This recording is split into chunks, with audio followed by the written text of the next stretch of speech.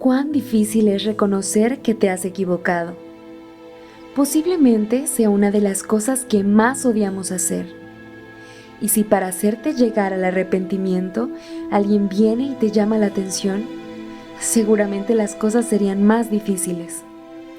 Lo peor es que junto con el riesgo de estar en el camino incorrecto, está la posibilidad de llevar al error a quienes nos rodean. Por eso te presento a Jorge, quien tuvo que decidir entre alejarse o seguir en el error.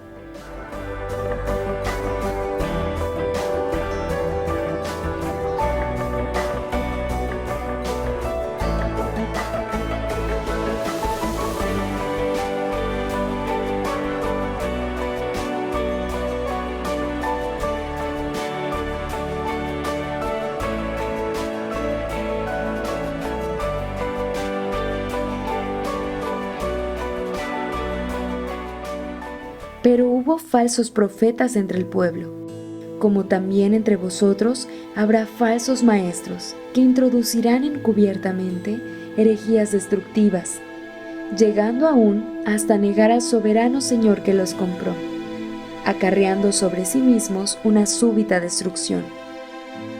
Jorge había sido advertido sobre esta situación. Él había trabajado como líder en la iglesia por algún tiempo. Era una persona con muchas habilidades y él mismo se sentía orgulloso de estar dedicando tiempo a la obra de Dios.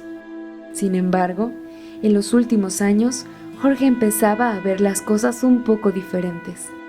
Al participar en juntas y reuniones de iglesia, se sentía un poco desesperado al ver que algunos hermanos exageraban las prácticas cristianas. Pensaba que no había por qué oprimir a los hermanos con cuestiones complejas. Mientras se aceptara a Cristo como Salvador, lo demás era un tanto irrelevante. Al encontrar oposición ante su postura, Jorge prefería relacionarse con quienes escuchaban sus razonamientos. ¿Y cuánto afectó a estas personas seguir aquellos consejos? Decisiones importantes de la vida se tomaron a la ligera y como resultado, algunos de aquellos hermanos terminaron abandonando el camino de Dios. ¿Pero por qué esto sería un problema?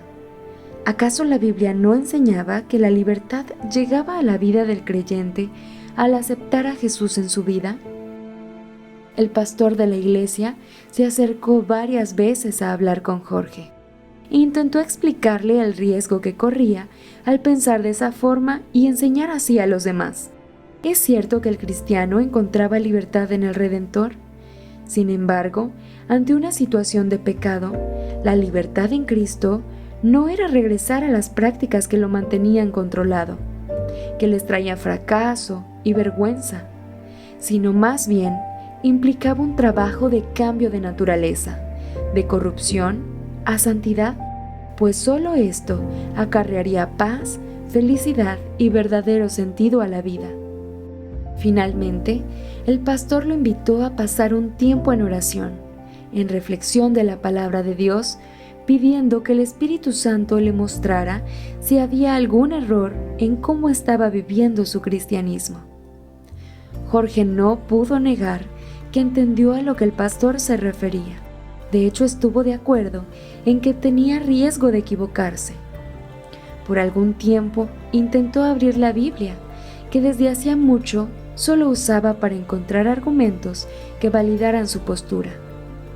Oró algunas veces, pero aún en medio de esos momentos se sentía inconforme. Se negaba a aceptar que algunas prácticas fueran incorrectas y, según su percepción, él era lo suficientemente fuerte para no ser afectado por las posibles doctrinas peligrosas. Jorge estaba siguiendo un camino que de ninguna forma lo conduciría a Cristo, pero su Salvador no se cansaría de agotar todas las posibilidades antes de abandonar a este hombre que aseguraba profesar su nombre.